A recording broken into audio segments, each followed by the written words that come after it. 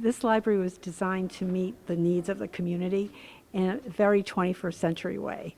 So we talked to the community, we asked them what they wanted, we looked at library trends, and we were able to design the building to meet all of those needs. So we have all the new technology, we have beautiful community spaces, beautiful meeting rooms and children's room and a teen room. All of my time frame, we had many battles, saving the libraries, and then, we're at a point where we were able to save them, and then we're talking about expanding, right? So, and this has been something that I think the neighborhood's been anticipating. There's pent-up anticipation, I think, with every brick that went up.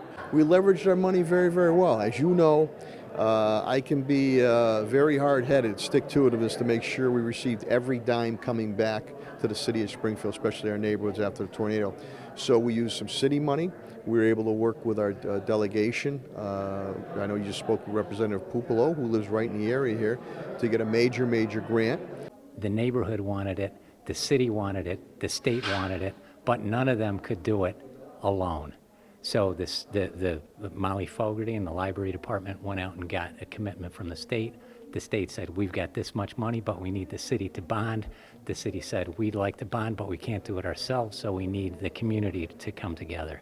And the community has. The community is up over $1 million in funding for this project. The funding is not done, and there's still opportunities, but it couldn't have happened without each leg of that three-legged stool. The project started out, we had a great building committee. It was Pat Sullivan, Helen, Molly, myself, and Myron Hatchett.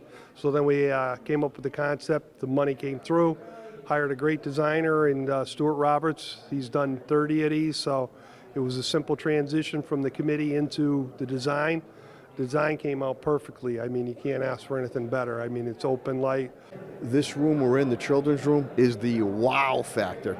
I love natural lighting. The building is designed to be flexible so that 5 years from now, if there are less print books around and more digital materials, we can take the shelving out, we can create new space to meet whatever the new technology needs are. So it's flexible, it's brand new, it has everything that you can imagine. There's no other library in this part of the state certainly that has a maker space that we're putting in where people can come in and create content and learn and do STEM activities and make videos and do podcasts and do recordings, and we will have all that equipment.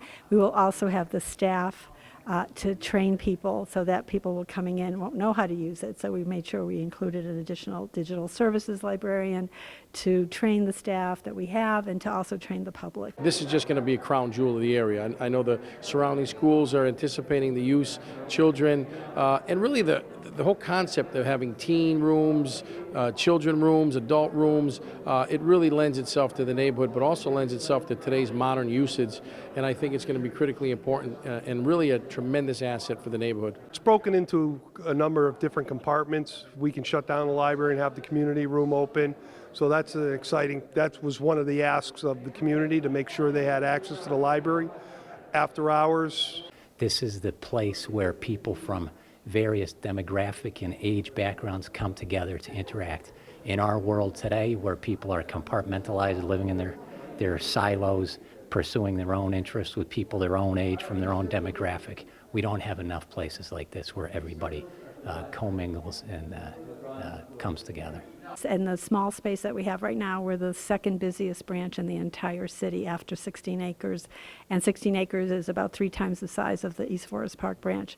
So we expect that attendance, circulation, program attendance, just visitor count will increase by at least 100%.